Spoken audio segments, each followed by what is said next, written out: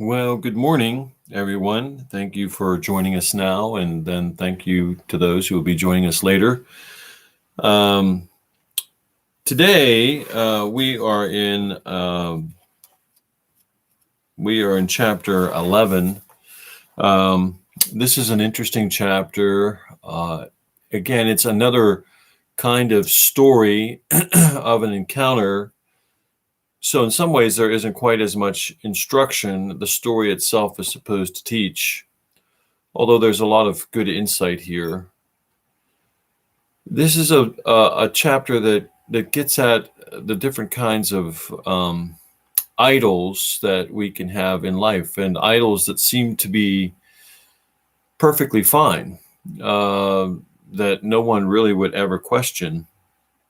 So in this first one, it's really about the idol of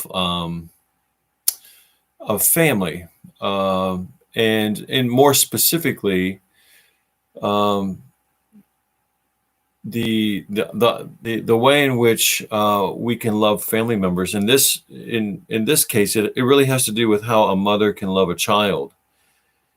We all know people who, and maybe some people who might be listening here, we all know people who are parents and have lost children, uh, and we all can, relate and deeply sympathize with the loss of a child. No, I mean, there's this thing built into all of us, I think, that no one wants to outlive their child or their children. We want our children to outlive us. So when one of our children are taken prematurely, everyone, I think almost everybody just sees the tragedy of it, and we can deeply sympathize with the loss to those parents, and probably especially to a mother. But Lewis addresses, I think, a very poignant thing here. And what he does is he really elevates the supremacy of God in light of everything else that exists within our world. That there is no one thing, including our children, that are bigger and more important than what he is. And that there's a whole bunch associated with that. But that, I think, again, probably all of us know or have heard of people who have lost a child or maybe a spouse, and they stop living. They just kind of gave up, or that, the whole of the world continues to orient itself around the loss of that family member. And so as a result, other people are expected to empathize and to go along with that new program of that person, that parent, that, in particular in this story, that mother who lost their child. And so everyone is supposed to see it as she sees it and value it as she values it. And even other children are put on the back burner in terms of priorities, attention, and value. And so they pay a price, and the spouse pays a price, which is a lot of times why marriages fail after the loss of a child, because the mother or the father can't give them up and can't give the kind of attention and value to those other things that are just as important. And the rationalization is the loss and the angst associated with that. So that's this particular portion of the chapter, and we'll talk about that. And then, and we won't do this. We'll wait till next week to do the second part of this chapter. And so the second part has to do with a young man and his lust. And so there's some, I think, some insight there as well. And all of these, again, I'll just have to say that, that Lewis is writing from, if not his experience, his observations. Um, Living as long as he did, I'm sure that he's heard or saw people who, well, he lived during World War I and World War II, so he would have been very familiar with people who lost their children. And so, he writes that loss into this first part of the chapter. The second part has to do with lust, and I'm guessing that, at least as a young man, if not more, Lewis had some familiarity with that as well. And in addition to that, he worked with young adults most of his life teaching, so was probably not unfamiliar with that culture as well. So I say all that to say that this isn't all theory. This is empirical. These are observations that he's made and has drawn conclusions, and probably multiple observations that he's made and drawn the conclusions that he's written creatively into this particular chapter. So I'll go ahead and begin. One of the most painful meetings we witnessed was between a woman's ghost and a bright spirit who had apparently been her brother. They must have met only a moment before we ran across them, for the ghost was just saying in a tone of unconcealed disappointment, "Oh, Reginald, it's you, is it?" So this is her brother, her sibling, and she's, on the outer perimeter of heaven, and this person comes back to meet her, a bright spirit, a person who's glorified, at least mostly, and she's disappointed to see him, her brother. And so he responds, "Yes, dear," said the spirit. "I know you expected someone else. I hope you can be a little glad to see me for the present." "I did think Michael would have come," said the ghost. And then almost fiercely, "He is here, of course."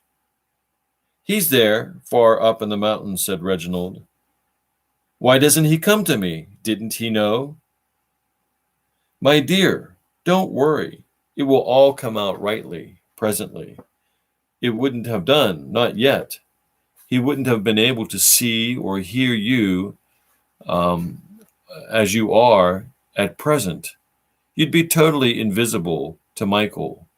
But soon we will build you up." And so, Michael was in that in-between stage of not being quite as glorified, so that, that's the assumption I'm drawing here, that he, were he to turn back in his current condition, he's not quite as thickened as Reginald is in talking to Pam, this woman.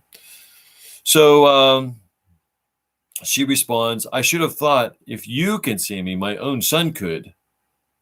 It doesn't always happen like that. You see, I have specialized in this sort of work." "Oh, it's work, is it?" snapped the ghost.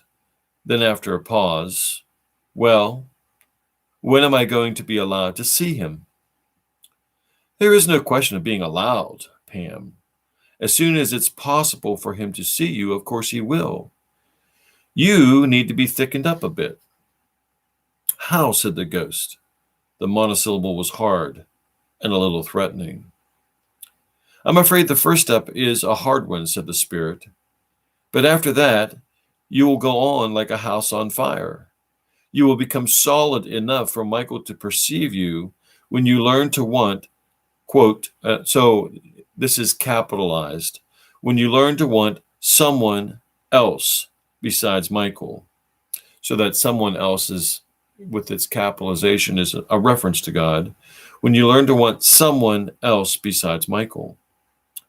I don't say more than Michael, not as a beginning. That will come later. It's only the little germ of a desire for God that we need to start the process. So it's only a little bit. We just need you to desire God just a little bit in such a way that a little bit in so the point here is that she couldn't even desire God a little bit. not even enough so that she could see what was necessary in order for her to see her son, Michael. Oh, you mean religion and all that sort of thing? This is hardly the moment. And from you, of all people. Well, never mind. I'll do what is necessary. What do you want me to do? Come on. The sooner I begin it, the sooner they'll let me see they'll let me see my boy. I'm quite ready. But Pam, do think. Don't you see you are not beginning at all as long as you are in that state of mind? You're treating God only as a means to Michael. And so this is one of the primary themes. How many times in life do we treat God as a means? That we pray to him, we may even tithe to him, that we might even read our Bible and search it for wisdom as a means to an end that is other than God. So, and in this case, Pam was only going to use God to get to her son Michael. And the key, of course, here is that she just needed to want God. And through that wanting God and embracing God, all other things would have become possible. So how many times in what circumstances do we use God? And we all do. And and maybe the classic example of this, how many of us use God to get to heaven, when in reality, what we really need to do is just want God for himself. So, in other words, and I've used this in my doctoral work, it was one of the primary themes in my thesis. How many of us use God to be saved from hell rather than being saved to Christ? So, when we hear the gospel, do we use the gospel in such a way that we just want to be saved from hell, rather than being so fascinated with who Christ is and what he's done, that we hear the gospel and we want to be saved to him, and then through him, eternal life in heaven becomes a reality. So the reality is, or the truth is that God too many times is used as fire insurance. And that was just a prevailing practice and still is. And so it's that kind of a thing where we're using God and God will not be used. When you live in complete submission to someone, there's no using them. When you live in complete surrender to them, there's no using them. It's only them using you. And that them, in this case, God, using you in the best possible way that you could be used. It is true to who you are, your nature, your gifts, your calling, all of those kinds of things. So this is really what is going on here. So you're treating God only as a means to Michael, but the whole thickening treatment consists in learning to want God for his own sake. Pam replied, "You wouldn't talk like that if you were a mother." And so here Lewis is really taking on one of the most difficult scenarios that you can critique in life. That when we encounter a mother and or a father that is obsessed with the loss of their child, there's this sense in which you could never critique it. You can't say anything about it. It's off limits in terms of being able to say anything to that person in a way that would be a critique or their practices or anything like that.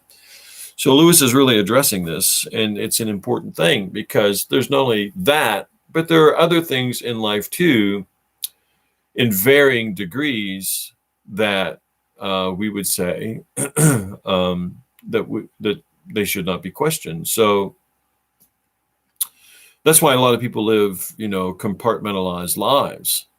So God is very important in church, maybe in family, but because of the requirements of one's work and the commitment that is demanded, God cannot be taken into that sphere.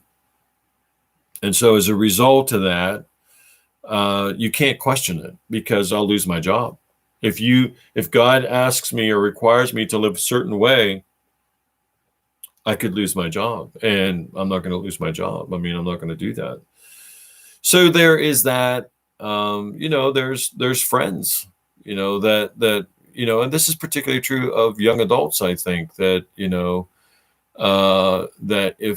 that friends are considered to be so sacred, so sacrosanct, that anything that God might require that would threaten that is too much. Not going to happen. It's out of bounds. No Christian, no pastor, no youth minister, no Christian parent, no Christian friend can require that of another person, that you should have to surrender your friends or a component of your friends in order to be true to God. Can't happen. So there are those kinds of things going on here in that kind of a way. So then Pam goes on to say, he says, you mean if I were only a mother, but there is no such thing as being only. So I'm sorry. You wouldn't talk like that if you were a mother. And the Spirit replied, you mean if I were only a mother, but there is no such thing as being only a mother. You exist as Michael's mother only because you first exist as God's creature. That relation is older and closer. No, listen, Pam. He also loves. He also has suffered. He has also waited a long time. If he loved me, he would let me see my boy. If he loved me, why did he take Michael away from me? I wasn't going to say anything about that, but it's pretty hard to forgive, And so now she's blaming God for the loss of her son. We don't know the circumstances for the loss of her son, but I can tell you that being in ministry, that, in fact, I just had a conversation with somebody the other day, Monday, as a matter of fact, where this person was basically, blaming God for the loss of, the untimely death of a young man, and blaming God for those circumstances. While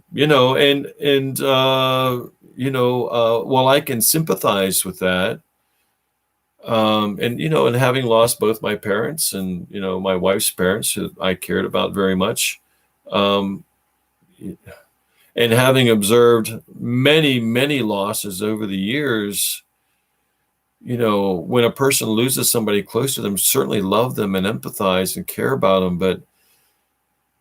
But we live in this incredibly broken world where there's a lot of evil. And because of the autonomy of humankind, where God allows us to be self-ruling, then we are allowed to self-rule in such a way we make own choices and decisions. And those choices and decisions oftentimes are not what is best for us, nor best for others. And the impact and the consequences of those choices and decisions can be profound in the lives of other people. My parents should have probably lived longer than what they did, but they didn't live as long as they should have lived because they were both smokers, heavy smokers, when we were younger. So my mother died of small cell lung cancer, and my father died of congestive heart failure. And both of those deaths were horrible deaths. Horrible. I often think when somebody says to me who's smoking, and they'll say, well, you got to die from something. I'm thinking, man, if you saw how my mother died or how my father died, you would not be saying that. But my parents died prematurely because of choices that they made. Some people die prematurely because of other evil choices that people make: war, conflict, gang fights, murder. But that's the price we pay for living in a world that is autonomous, where we get to self-rule. That's the price we pay. We want to trust ourselves to rule ourselves more than we want to trust God and his directives about how we should live. And God will not force himself upon us. He won't force himself in such a way that we have to love him and that we have to love others, because there's nothing authentic about that, nothing that's truly love. So there are two kinds of evil, for example, philosophers will say, they'll say there are all kinds of evil, but two, I think, primary kinds. And the first is moral evil, ethical, spiritual, moral evil, of the person. And that's when we misuse our autonomy, and or because we're deeply fallen and broken, we cannot access the knowledge that we need to act as perfectly as we should, to prevent our actions from having a negative impact on other people around us. The truth is, we can have the best of motives, still make the choices that we think are the best choices, and still have those choices be detrimental to other people around us, because we are not fully aware of how those choices can impact other people's lives. Which is why we pray for wisdom and guidance, and for God to protect us in our choices and our decisions. And then there's material evil or physical evil. That is, we live in this world that's broken. That there are tidal waves, there are earthquakes, there is radiation from the sun, there is disease, there is pestilence, there are the animals that attack human beings. But that's not how God originally created the created order. And so Paul talks about in Romans how even nature groans under this brokenness of the fall. And so nature doesn't always do what nature was designed to do. And so it too impacts our suffering.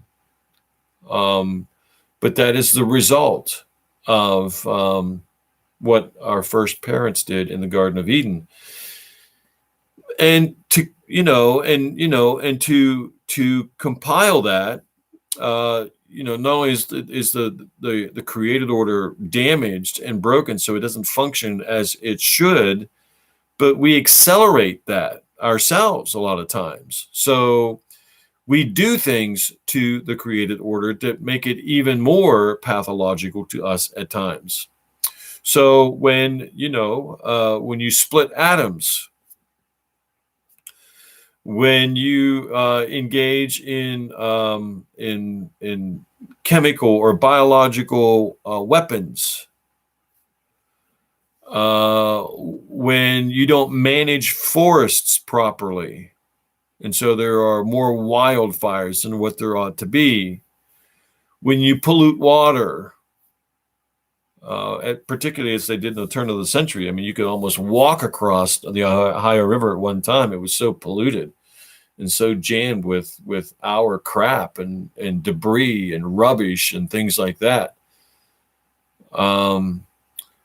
And then you can live in such a way that you challenge nature, you defy nature when you really shouldn't. So many of you might remember when the tidal wave hit Japan. I think it was about a decade ago, maybe a little bit longer. And it hit that nuclear power plant that was located along the coast. Now that's a region known for tidal waves. Why would you build a power plant alongside the coast? A nuclear power plant. Interestingly, all up and down the east coast of Japan are these ancient statues. And they are interspersed. And every so many feet or yards or whatever it is, these statues have been erected.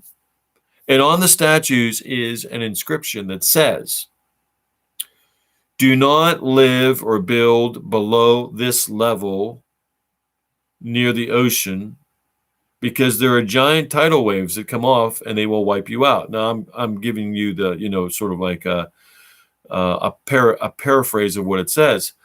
But the point is, up and down the coast of Japan are those statues.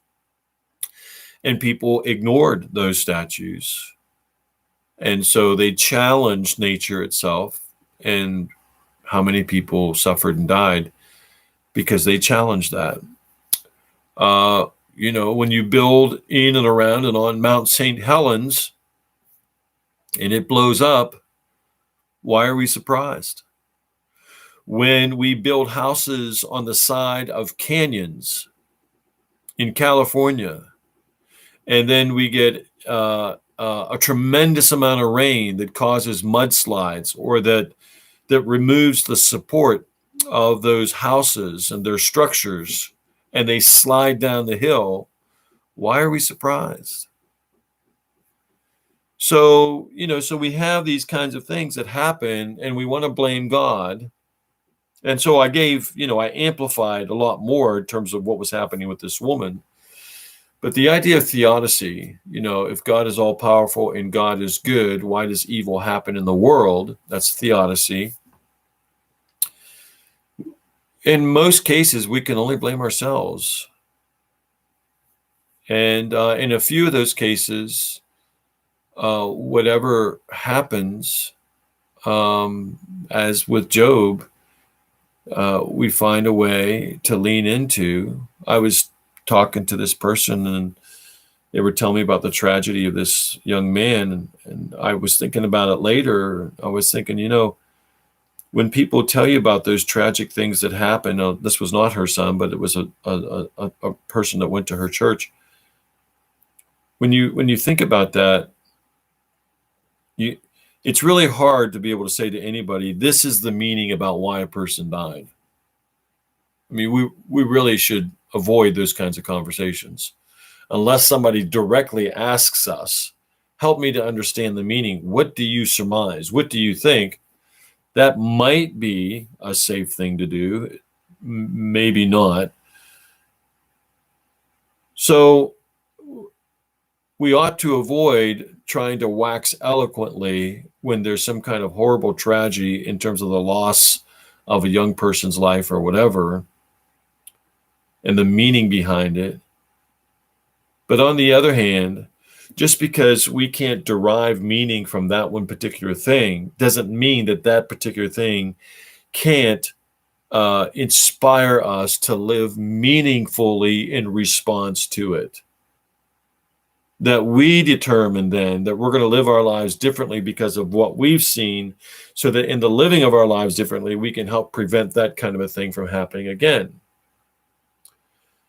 So events that appear to be meaningless are no excuse for us not living meaningful lives in response to it. And then by faith, we let God sort all that out. And by his power and guidance, we use that thing to help us to live in response meaningfully to it. And I think that, these are kind of a lot of the things that are going on here in this particular story. So Pam replies, if he loved me, he'd let me see my boy. If he loved me, why did he take Michael away from me? I wasn't going to say anything about that, but it's pretty hard to forgive, so forgive God.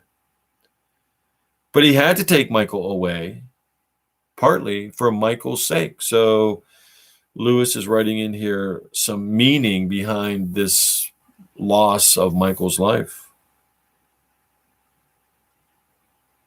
So Pam responds, I'm sure I did my best to make Michael happy. I gave up my whole life. Human beings can't make one another really happy for long, said the ghost. And secondly, for your sake, he wanted your merely instinctive love for your child, and parenthetically says, tigresses share that, to turn into something better. He wanted you to love Michael as he understands love. You cannot love a fellow creature fully till you love God. And that is true. So I remember, and I've used this example numerous times in the past, but for people who haven't heard this before, maybe it's helpful. But I remember when I was taking my son Jeremiah someplace, he was probably 5 or 6 years old, somewhere around there. And he was in his car seat in the back of the car, and it was dark, and I was driving, and out of the darkness of the back seat came this little voice that said, "Daddy." Because I was rushed and going someplace, and was in a hurry or whatever. But anyway, Jeremiah says, "Daddy," excuse me, "do you love God more than you love me?"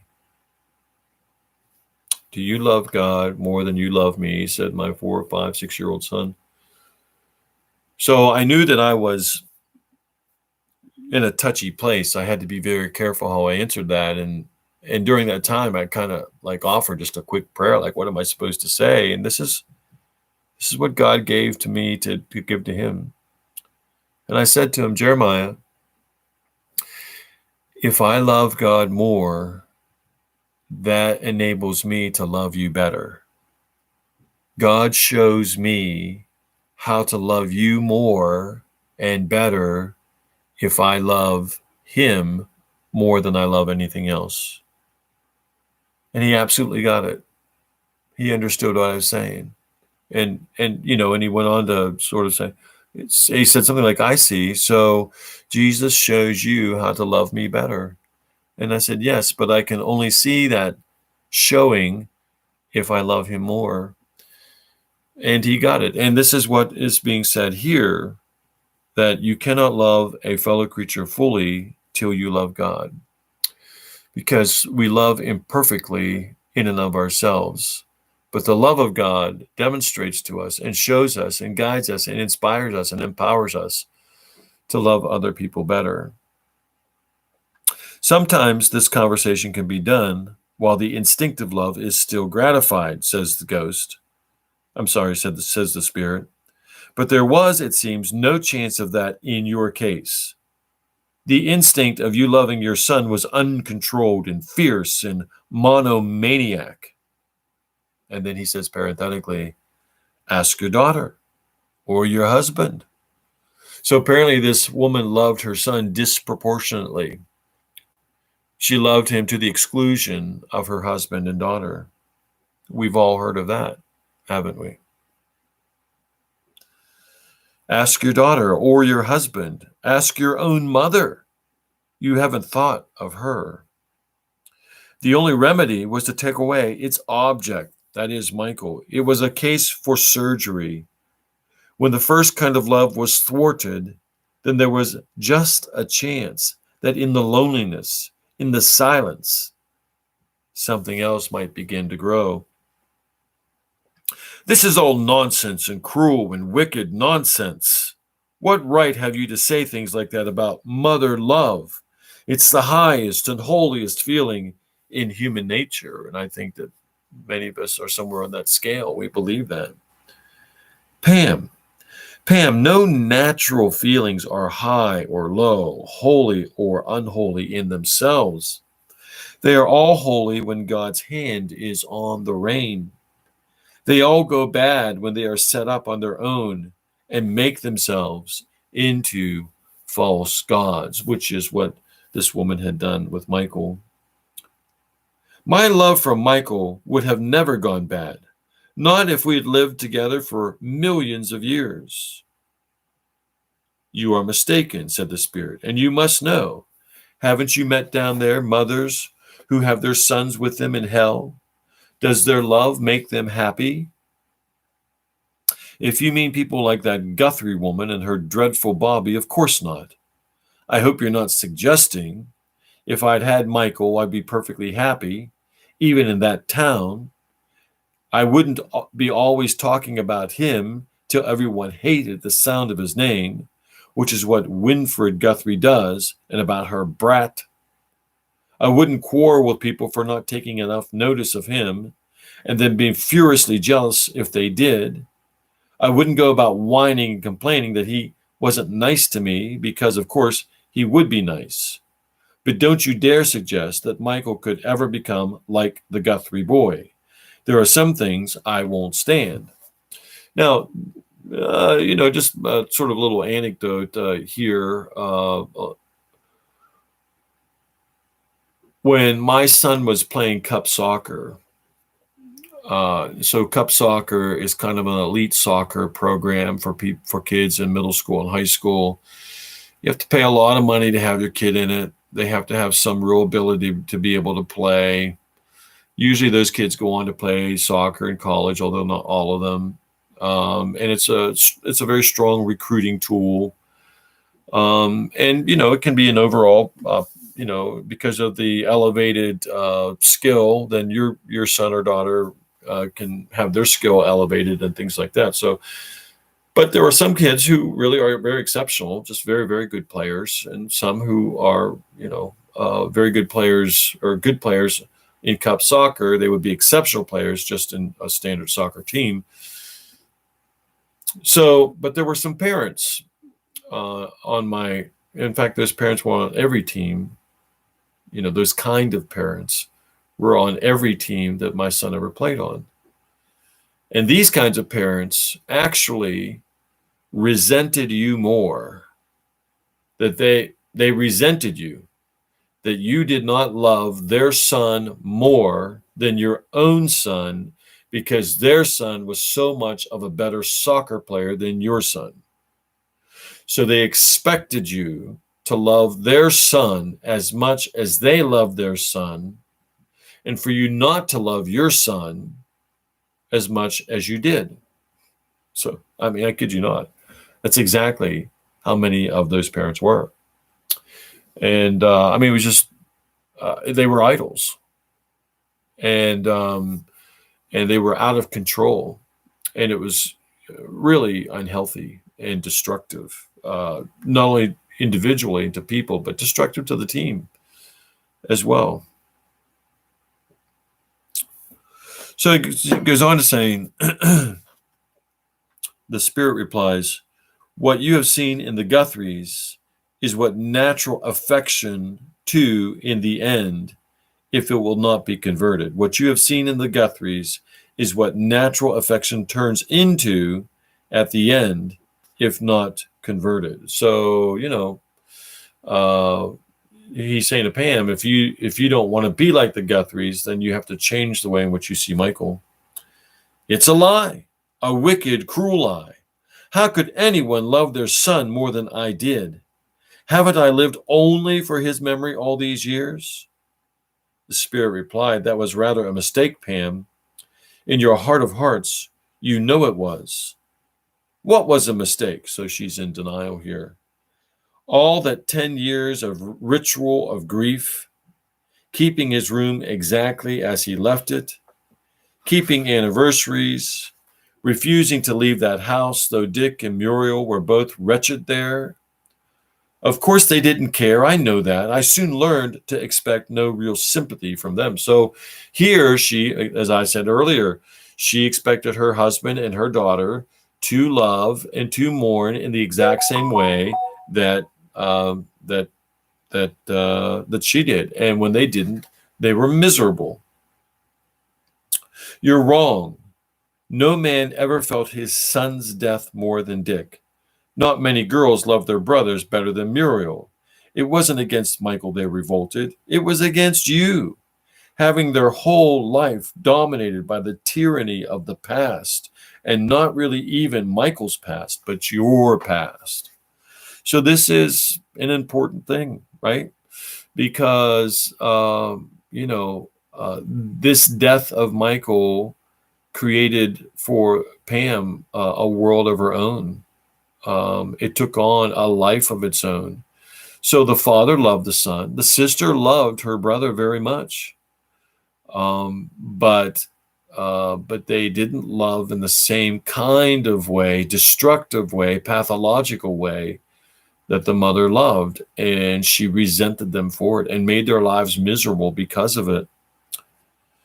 So the Spirit, I'll just read it again. So the Spirit replies, you're wrong. No man ever felt his son's death more than Dick, your husband. Not many girls love their brothers better than Muriel, your daughter. It wasn't against Michael they revolted. It was against you, against having their whole life dominated by the tyranny of the past. They had their lives to live. They had other, there was her husband, there was her daughter, there was the husband and the daughter, there were their friends, there was other family members, there was their mother, their grandmother, there was all these other people, and all of those people were pushed to the outer perimeter, and Michael reigned supreme even in his death. It was against you, against having their whole life dominated by the tyranny of the past, and not really even Michael's past, but your past. You are heartless. Everyone is heartless. The past was all I had. The Spirit replied, it was all you choose to have. It was the wrong way to deal with sorrow. It was Egyptian, like embalming a dead body.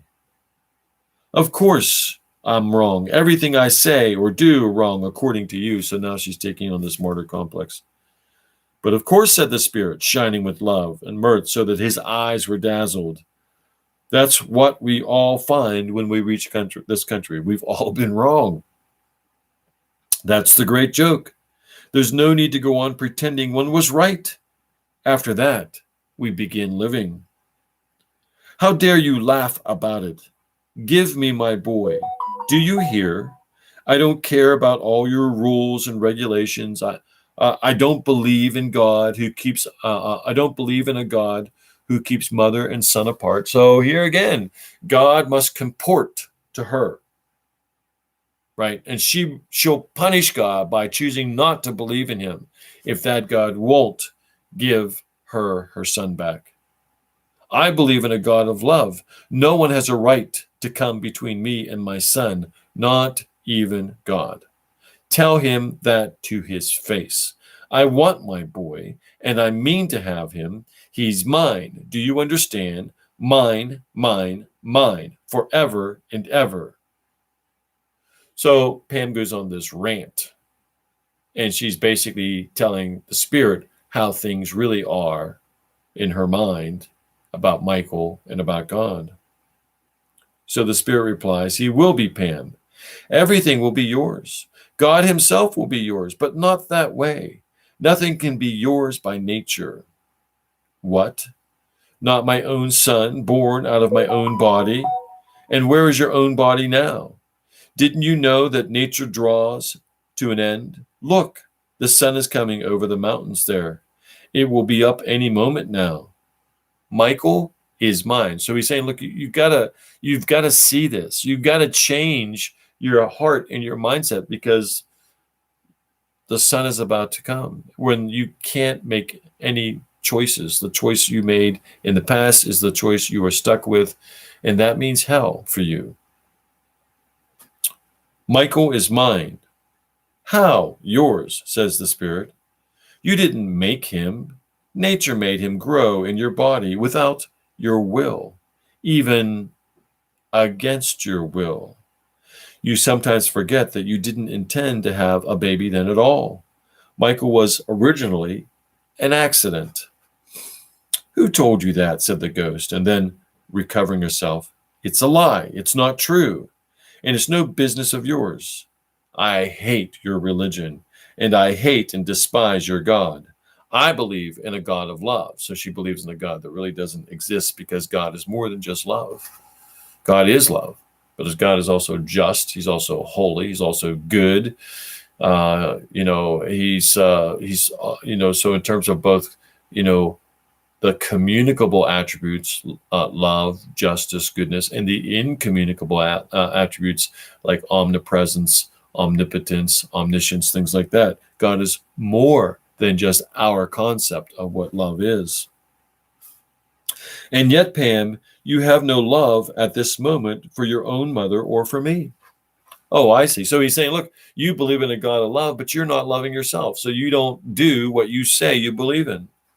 Oh, I see. That's the trouble. Is it really, Reginald? The idea of you being hurt because, Lord love you, said the Spirit with a great laugh. You needn't bother about that. Don't you know that you can't hurt anyone in this country? The ghost was silent and open-mouthed for a moment, then wilted. I thought by this reassurance than by anything else that had been said. Come, we will go up my arm. So let me just read again. The ghost was silent after what the spirit said, and open-mouthed. For a moment more wilted, I thought, by this reassurance than by anything else that had been said. So here we have, we have this this woman who made her son an idol and demanded that everybody worshipped this idol in the same way that she worshipped this idol post Michael's death, her son, and that her whole life was fixated on that. And so, and it blinded her. And so this spirit was sent back to get her to see, the error, the confusion, the idolatry of her ways. And Lewis picks a very, he picks a topic here that is really difficult for people to critique, but he does. And what he says is true, that when we love anything more than God, it's not really the kind of love that we are capable of. It's not an accurate love. It's not a full love, and that oftentimes it's a mere obsession. It's something that we want so badly that we think it's love. It's something that we want so badly that it takes on a life of its own. It's our way of trying to control something that we believe gave us meaning. So rather than God giving us meaning, that thing gave us meaning. And when we do that, when we allow something else to give us more meaning than what God gives, then we basically are saying God can't give us meaning. So think about that. I mean, think about the weight of that, and the how troubling that really is, how that diminishes God, and how that subjects God to our whims. So there's that and so much more going on in this conversation. But I hope you found it to be helpful. And again, if you would, share this with someone and follow it. You can follow this podcast. You can share this podcast. You can make comments so that when other people get on, they can read your comments and see what you might have drawn from these kinds of lessons. So I do believe that C.S. Lewis, particularly these books that I've been spending time on, are among the most important books that can be read at this time in the life of our nation and our culture. I think that he speaks directly to what is going on in the world in which we live today, and that 80 years ago. So, all right. Well, thank you. I'll see you next week. We're going to pick up the last part of this chapter 11. And we're going to talk about a young man's lust and how he resolves that there in heaven with the spirit that encounters him. All right. Thanks again. Take care. Bye-bye.